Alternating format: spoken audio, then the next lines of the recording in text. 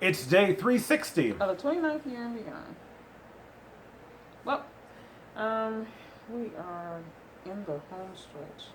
Yes, only 5 more days to go with the vlog. 365 days. Yes, 365 days. It seems like it was only a year ago when we started. Well, today I wanted to talk about touch. Touch. Okay, revisiting touch. Yes. Because we revisit. talked about the power of touch. Right, the power of touch. And we sort of want to touch on some of the, what we feel are the most important things that have sustained our marriage. Okay. And the power of touch is definitely one of them. Um, and when you talk about touch, um, it is something that everyone on the planet definitely needs, whether they realize that or not. And there is so much that a loving touch can do. And so, there's no way to be in a love relationship and not understand the significance of that. I have counseled many, but counseling couples that have gone through infidelity.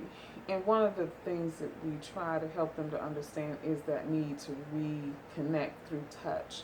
And sometimes it's really difficult because you're angry and you're in a state of not trusting one another. But just putting your hand on someone's shoulder, gently rubbing their hair, massaging their back, rubbing their feet after a tired day, all are simple methods of touch that means so much.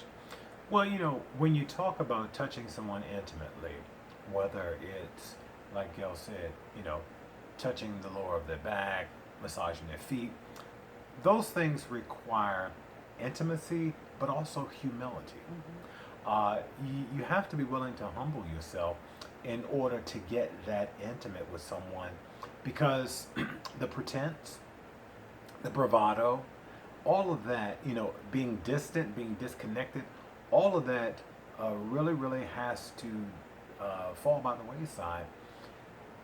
And when you touch someone, it is a very loving, and it can be a very healing kind of an experience. So there is so much that a touch can do, as well as how much a touch can convey. Simply by the way Gail touches me, can tell me so many things about how she feels and what she's thinking and what her hopes and desires are, not from me, but for me. Yeah, and on Monday, Thursday, we talked about foot washing. And Right. again, touch Right. and humility. And sometimes you have to humble yourself, in order to reach someone, And so, when there have been some tension, and there will be tension in a Absolutely. marriage, sometimes I have to humble myself because I'm probably more of the bulldog, and when it comes into a marriage, I can get angry and very frustrated, but he'll know that I have sort of calmed down by just the way that I may grab his hand, or like I said, I may just rub his hair, or I just may rub his cheek or something like that. It's just touch. I don't have to say anything. But you say so much Yes. with a touch, and that's the thing. Um, and let's say that taking the scenario that there's been some animosity, some frustration, some anger. It's hard to remain angry when someone lovingly touches you. Yeah.